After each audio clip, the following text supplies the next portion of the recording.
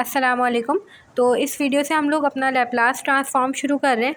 Laplace transform क्या होता है कि हमारे पास कोई भी टी का फंक्शन है, फॉर एग्ज़ाम्पल हमें उसको एस के फंक्शन में ट्रांसफॉर्म करना होता है। ठीक है, जैसे मुझे कोई भी टी का फंक्शन दिया हुआ है और मैं उसका लैप्लास निकालूंगी, तो मैंने इस तरह से जो एल लिखा हुआ है और ब्रैकेट में एफ़ ऑफ़ टी लिखा हुआ है, मतलब कि मैं अब इसका लैप्लास निकाल रही हूँ एफ़ ऑफ़ टी का, इक्वल्स टू, अब जब मैं लैप्लास निकालूंगी तो वो एफ़ ऑफ़ एस बन चुका होगा, मतलब कि वो एस के फंक्शन में ट्रांसफॉर्म हो चुका होगा। ठीक है, और ये जो ट्रांसफॉर्मेशन होती है ये हमारे पास ये फार्मूला लिखा हुआ है, इस हिसाब से होती है। ठीक है, फार्मूला क्या है हमारे पास, इंटीग्रल ज़ीरो और इन्फिनिटी इसकी लिमिट्स हैं, F of T E minus S T D T. ठीक है, हम किसी भी फंक्शन को टी के इस तरह से एस के फंक्शन में जो है रिप्लेस कर देते हैं। अब यहाँ पे मैं एक चार्ट लिखूँगी और मैं वहाँ पे पहले से बहुत सारे टी के फंक्शंस लिखे हुए होंगे और वहाँ पे पहले से उनकी लैप्लास ट्रांसफॉर्म उनके ऊपर अप्लाई किया हुआ होगा और बताया हुआ होगा कि इसके लैप्लास ट्रांसफॉर्म में जब ये एस में कन्वर्ट हो जाते हैं तो क्या उनके फार्मूलाज होते हैं। तो आप लोगों को क्या करना है, ये वाला जो टेबल सामने आ रहा है या आप लोगों को एज इट इज़ याद कर लेना है। ठीक है, इस टेबल के हिसाब से अगर हमारे पास एफ़ ऑफ़ टी में के है, के मतलब कि कोई कांस्टेंट नंबर है, आपको जो फंक्शन ऑफ टी दिया हुआ है उसका आपको लैप्लास निकालना है और वो कोई कांस्टेंट नंबर है, तो आप लोग डायरेक्ट इतना इतना बड़ा इंटीग्रल वाला फार्मूला अप्लाई नहीं करेंगे, बल्कि डायरेक्ट आप लोगों को ये याद होगा कि के ओवर एस इसका लैप्लास होता है। तो आप लोग सिंपल क्या करेंगे, के ओवर एस लिख देंगे। ठीक है, इसी तरह से अगर मुझे कहा जाए कि भाई टी का फंक्शन जो है आपके पास वो टी है, टी का लैप्लास निकालो, तो वो वन ओवर एस स्क्वायर के बराबर होगा। इसी तरह से अगर टी स्क्वायर का लैप्लास निकालो तो two factorial upon S cube के बराबर होगा। ठीक है, टी क्यूब का लैप्लास निकालो तो वो three factorial upon S four के बराबर होगा। इसी तरह से जो भी हमारे पास टी की पावर होगी, अगर मैं उसे एन कह रही हूँ तो टी एन बराबर हो जाएगा, इसका लैप्लास बराबर बराबर होगा N factorial upon S N plus one के। ठीक है, तो इस तरह से करके हमारे पास ये लैप्लास का पूरा टेबल है।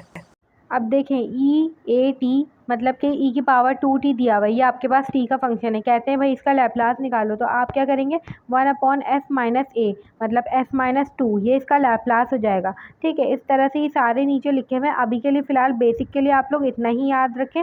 और अब ये आए कैसे हैं, मतलब ये कैसे आया, E A T equals to one upon S minus A, जाहिर सी बात है ये उस इंटीग्रल वाले फार्मूला से आया है।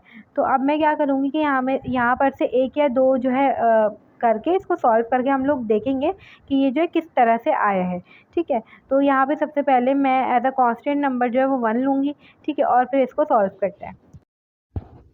अब देखिए यहाँ पे क्या लिखा हुआ है, use standard formula of Laplace transform to find Laplace of one.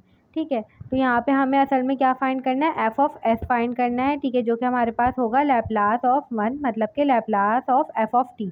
ठीक है, एफ ऑफ टी हमारे पास क्या है, यहाँ पे वन है। अब मैं वही फार्मूला अप्लाई करूँगी। यहाँ पे फार्मूला क्या होता है हमारे पास, इंटीग्रल ज़ीरो और इन्फिनिटी इसकी लिमिट्स होती हैं, F of T E minus S T D T. ठीक है, अब सिंपल हमने यहाँ पे क्या करना होगा, एफ ऑफ एस लिख दिया मैंने, यहाँ पे इन्फिनिटी ज़ीरो मैंने एज इट इज़ लिखा, एफ ऑफ टी मेरे पास क्या है, वन इंटू ई माइनस एस टी। ठीक है, अब यहाँ पे अगर हम देखें, मैं एफ ऑफ एस वापस लिखूँगी और ये ई माइनस एस टी, इसकी इंटीग्रेशन क्या हो जाएगी हमारे पास, माइनस वन ओवर एस आ जाएगा। ठीक है, E minus S T as it is आएगा और अब इसके ऊपर लिमिट्स अप्लाई होंगी, तो हमने इंटीग्रल हटा दिया और इस तरह से इन्फिनिटी और ज़ीरो लिख दिया। माइनस वन ओवर एस हमने एज इट इज़ रखा और ये हो जाएगा ई माइनस टी की जगह हम एक दफ़ा जो है इन्फिनिटी पुट करेंगे और एक दफ़ा जो है वो ज़ीरो पुट करेंगे। ठीक है, अब ई की पावर माइनस इन्फिनिटी जो है वो हमारे पास ज़ीरो के बराबर होता है। ठीक है, minus one over x zero और ई की पावर जो ज़ीरो है वो हमारे पास वन के बराबर होता है। तो ये ज़ीरो माइनस वन जो है वो माइनस वन आ जाएगा और minus one into minus one जो है वो वन हो जाएगा सिर्फ। तो यहाँ पे हमारे पास आ जाएगा वन ओवर एस सिर्फ। ठीक है, तो यहाँ पे मैं लिख देती हूँ माइनस वन ओवर एक्स और यहाँ पे हो जाएगा हमारे पास ज़ीरो माइनस वन मतलब कि माइनस वन। ठीक है, माइनस वन और माइनस वन हमारे पास हो गया वन ओवर एस। तो हमें पता है कांस्टेंट नंबर का हमारे पास क्या आया था, जो लैप्लास आया था चार्ट के ज़रिए वो वन अपॉन एस ही लिखा था हमने और इस तरह से ये निकल कर आता है। ठीक है, तो ये चीज़ हमें यहाँ से क्लियर हुई कि हम सारे जो फार्मूलाज हैं वो इस तरह से ड्राइव कर सकते हैं और आप लोग प्रैक्टिस कर लीजिएगा सारे फार्मूलाज की, इसी तरह से बिल्कुल जो है यही फार्मूला लगा के आंसर आ जाएगा सबका। ठीक है, अब देखें, हम यहाँ पे एक और क्वेश्चन लिख लेते हैं EAT। अब हम इसको भी प्रूव करेंगे कि जो हमने फार्मूला लिखा है वही आ रहा है या नहीं आ रहा। ठीक है, हमारे पास यही फार्मूला है FS इक्वल्स टू, ठीक है, अब मैं यहाँ पे डायरेक्ट लिख रही हूँ इंटीग्रल इन्फिनिटी ज़ीरो EAT हमारे पास f ऑफ t है, ठीक है, और e minus S T as it is आएगा इंटू dt। अब यहाँ पे दोनों एक्सपोनेंट जो हैं वो मल्टीप्लाई हो रहे हैं, तो इनकी पावर्स जो हैं वो प्लस हो जाएंगी, तो ये हो जाएगा e और AT माइनस एस टी। ठीक है, ये हो गया हमारे पास AT minus S T into D T. ठीक है, अब यहाँ से ऐसा करें कि जो t है वो कॉमन निकाल लें। ठीक है, जैसे ही हम t कॉमन निकालेंगे, और मैं यहाँ पे एक काम करूँगी, माइनस भी कॉमन निकालूंगी, क्योंकि मैं अंदर s माइनस a बनाऊँगी। ठीक है, s को पहले रखने के लिए ये कर लिया हमने। तो अब हम इसको जो है इंटीग्रेट करेंगे, तो ये हमारे पास जो है इसका आएगा -1/s-a। ठीक है, ये हमारे पास बाहर आ जाएगा, और ये e minus T S minus A जो है वो एज इट इज़ आ जाएगा, और इंटीग्रल हट जाएगा। अब जो है वो लिमिट्स अप्लाई होंगी। अब जैसी लिमिट्स अप्लाई होंगी तो एक दफ़ा पूरी चीज़ के अंदर इन्फिनिटी पुट कर दें। ठीक है, जहाँ जहाँ पर t है, t एक ही जगह यहाँ पे, तो इन्फिनिटी आ जाएगा ऊपर, और जो है नीचे s minus A as it is आ जाएगा। और क्या करें कि ये पूरे के ऊपर इन्फिनिटी आ जाएगी, और माइनस अब जो है ज़ीरो पुट करें t की जगह, t और यहाँ पे s माइनस ए, और नीचे हो जाएगा s माइनस ए। ठीक है,